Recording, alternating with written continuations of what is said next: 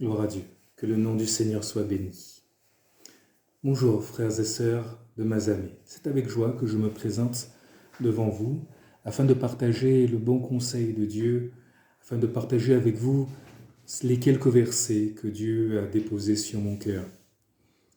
S'il y a quelque chose à retenir de ce partage, s'il y a quelque chose à retenir de ce message, c'est que Dieu a un plan pour vous.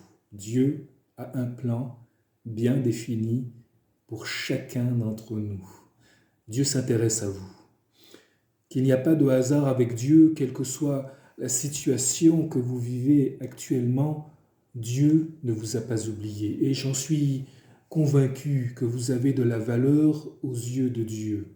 Dieu est préoccupé par la vie, Dieu est préoccupé par l'épanouissement de chacun d'entre nous, de chacun de ses enfants, en particulier à vous, chrétiens de Mazamet. Et afin de vous en convaincre, je voudrais partager avec vous ces 3 points. Premièrement, que Dieu a un plan pour vous. Deuxièmement, que le bonheur se trouve sur le chemin que Dieu a tracé pour moi, pour toi, mon frère, ma sœur, mais aussi comment se préparer pour entrer dans ce plan. Premièrement, Dieu a un plan pour moi et un plan de bonheur pour chacun d'entre nous. Jésus va l'exprimer à chaque personne qu'il va croiser sur le chemin. Très souvent, des personnes avec un besoin particulier, certains étaient aveugles, d'autres boiteux, etc. Ces personnes, il ne va pas les rejeter, mais au contraire, il ira à leur rencontre. Dans le sermon sur la montagne, Jésus ne dit pas « heureux les riches, heureux les intellectuels, etc. » même si Jésus aime ces gens aussi. Mais Jésus dira ceci dans Matthieu chapitre 5, verset 3. Je vous lis quelques versets. « Heureux les pauvres en esprit, car le royaume des cieux est à eux. Heureux les affligés, heureux les débonnaires, heureux ceux qui ont faim et soif de la justice, car ils seront rassasiés, etc. » Comment vous en convaincre plus ? Que vous avez de la valeur aux yeux de Dieu. Dieu a un plan pour vous. Le prophète Jérémie écrit ceci de la part de Dieu. Voici un autre exemple particulier, extraordinaire même. Alors que le peuple est en captivité, Dieu va les encourager et leur dire que la course n'est pas terminée, mais au contraire, continuez, persévère. Jérémie chapitre 29, verset 5 est écrit ceci, je vous lis des extraits de versets. Verset 5, bâtissez des maisons. Alors qu'ils sont en captivité, il leur dit ceci, bâtissez des maisons, habitez-les, plantez des jardins, mangez les fruits. Verset 6, prenez des femmes, mariez-vous. Verset 7, recherchez le bien de la ville, etc. Même s'ils sont en captivité. Dit autrement, ne vous découragez pas, mais au contraire, continuez à vivre normalement. Même si vous êtes étranger dans ce pays, continuez. Et à vous qui écoutez ce message, je voudrais vous dire, de la part de Dieu, ne te décourage pas. Même si les choses sont difficiles, même si l'âge monte, même si la santé n'est pas bonne, même si le fruit tarde à arriver, ne te décourage pas. Vous connaissez peut-être la suite des versets dans Jérémie chapitre 29, verset 11, est écrit ceci, Dieu leur dit ceci, car je connais les projets que j'ai formés sur vous, dit l'Éternel. Projets de paix et non de malheur, afin de vous donner un avenir et de l'espérance. Vous m'invoquerez et vous partirez, vous me prierez et je vous exaucerai. Verset 13, vous me chercherez et vous me trouverez, si vous me cherchez de tout votre cœur. Je me laisserai trouver par vous, dit l'Éternel. Amen. Amen. Si vous êtes convaincus que Dieu a un plan pour vous, il s'accomplira. Mais alors, il faut l'attendre quelquefois. Il faut avoir cette certitude que cela va arriver. Même si les circonstances autour de vous sont défavorables, croyez que ce plan se réalisera. et il se réalisera, si vous le cherchez de tout votre cœur. Deuxièmement, le bonheur se trouve sur le chemin que Dieu a tracé pour moi. Jésus le dira à ses disciples, il dira à ses disciples qu'il est le chemin, qu'il est la vérité, il est la vie. Dans l'évangile de Jean, chapitre 14, verset 6, le bonheur se trouve avec Jésus, Jésus à mes côtés. Le bonheur se trouve parce que j'ai fait de Jésus mon sauveur personnel, parce qu'il est mon berger, il est celui qui conduit ma vie, il est celui qui me dirige. Encore faudrait-il avoir expérimenté, encore faudrait-il avoir vécu, avoir goûté que Dieu est bon. Parce qu'il est avec moi, parce que je suis en sécurité avec lui, il faut l'avoir expérimenté, toutes ces choses. Dans le psaume 32, verset 8, il est écrit ceci, Dieu parle, je t'instruirai et je te montrerai la voie que tu dois suivre. Je te conseillerai, j'aurai le regard sur toi.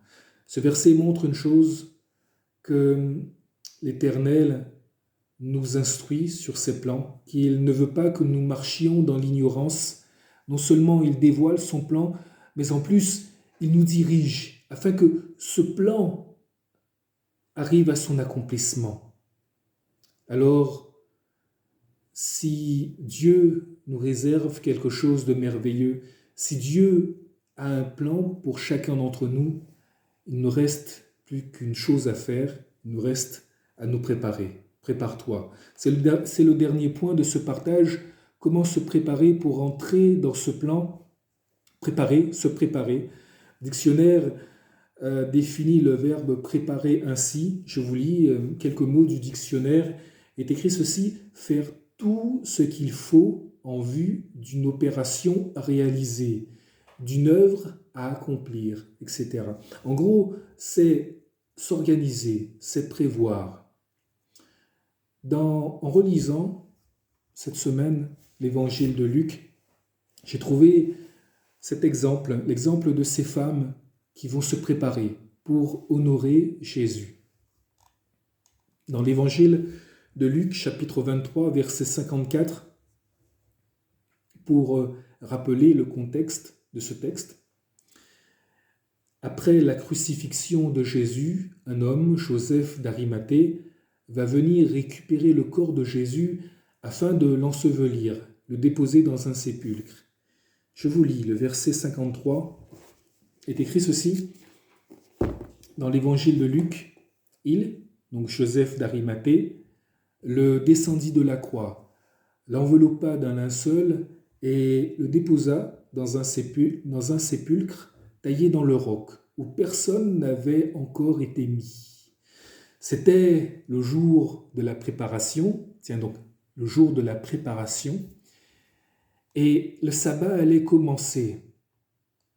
Les femmes qui étaient venues de la Galilée avec Jésus accompagnèrent Joseph, virent le sépulcre et la manière dont le corps de Jésus y fut déposé. Verset 56. Et s'en étant retournées, elles préparèrent les aromates et des parfums. Puis, elles se reposèrent le jour du sabbat selon la loi. Ces femmes vont acheter du parfum pour Jésus. Elles auraient pu le faire après le sabbat, mais elles vont le faire avant le sabbat, qui montre une chose, le désir, la volonté, la détermination de ces femmes d'honorer le Maître. Elles vont se préparer pour le faire. Lorsque l'on a envie de faire quelque chose, lorsque cela bouillonne dans notre cœur, on se prépare. On se prépare même à le faire avec joie. Elles ne vont pas réagir comme les autres, comme d'autres vont le faire.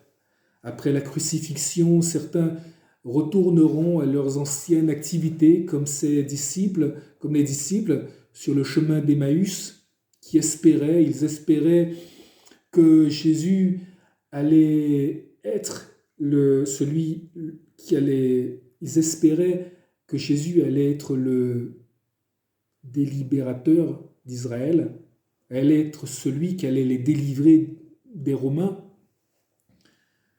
Que votre foi ne soit pas fondée que sur de l'espoir, mais que soit fondée, soit le fruit d'une profonde conviction que le plan de Dieu n'a pas de faille.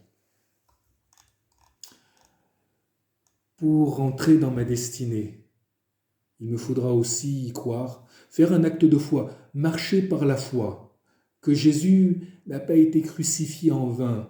Et pour moi aussi, aujourd'hui, de dire, mon frère, ma sœur, que Dieu te réserve de grandes choses, qu'il me reste encore beaucoup de choses à vivre avec lui. Marcher, pour entrer dans ma destinée, il me faudra marcher à genoux. Croyez que la prière que j'apporte chaque jour au trône, à son trône, chaque jour que la prière que j'apporte chaque jour auprès de Dieu ne sont pas faits en vain. Dieu a des oreilles pour entendre le cri de ses enfants. Et puis, marchez dans l'obéissance. Quand Dieu vous appelle à le servir, allez jusqu'au bout, même si les autres se moquent de vous, même si peut-être un voisin ou un collègue se moque de vous. Mais allez jusqu'au bout, même si les forces physiques ont du mal à suivre. Mais ne te décourage pas, mais va jusqu'au bout, persévère. En conclusion, pendant ce temps de confinement, vous êtes-vous préparés comme ces femmes? Dans l'évangile de Luc, chapitre 24, verset 1, il est écrit ceci, toujours par rapport à ces femmes, ces deux femmes, il est écrit ceci, le premier jour de la semaine, elles se rendirent au sépulcre de grand matin, portant les aromates qu'elles avaient préparés. Les aromates qu'elles avaient préparés. Vous êtes-vous préparés à entrer dans le plan de Dieu? Vous êtes-vous préparés? Si c'est le cas, alors Dieu s'en souviendra et vous bénira. Vous pouvez en être convaincu que le plan de Dieu ne tardera pas à s'accomplir. Amen. Que Dieu vous bénisse. Je vais terminer à prier. Notre Dieu, notre Père, nous voulons te bénir, te rendre grâce, parce que nous savons et j'en suis convaincu que ce plan que tu réserves à chacun d'entre nous s'accomplira, se réalisera. Et je voudrais te bénir parce que ce plan est un plan de bonheur et non de malheur. Alors je te prie pour chacun d'entre nous, afin que tu puisses remplir nos cœurs de joie, de paix, afin que tu puisses nous donner la force de persévérer et d'attendre avec patience son accomplissement. Alors bénis chacun d'entre nous, Seigneur, et aide-nous à patienter, aide-nous, donne-nous le courage, la force nécessaire, afin que nous puissions ouvrir les yeux et voir la bénédiction qui arrive, Seigneur. Que ton nom soit béni, dans le nom de Jésus. Amen. Que Dieu vous bénisse et à bientôt.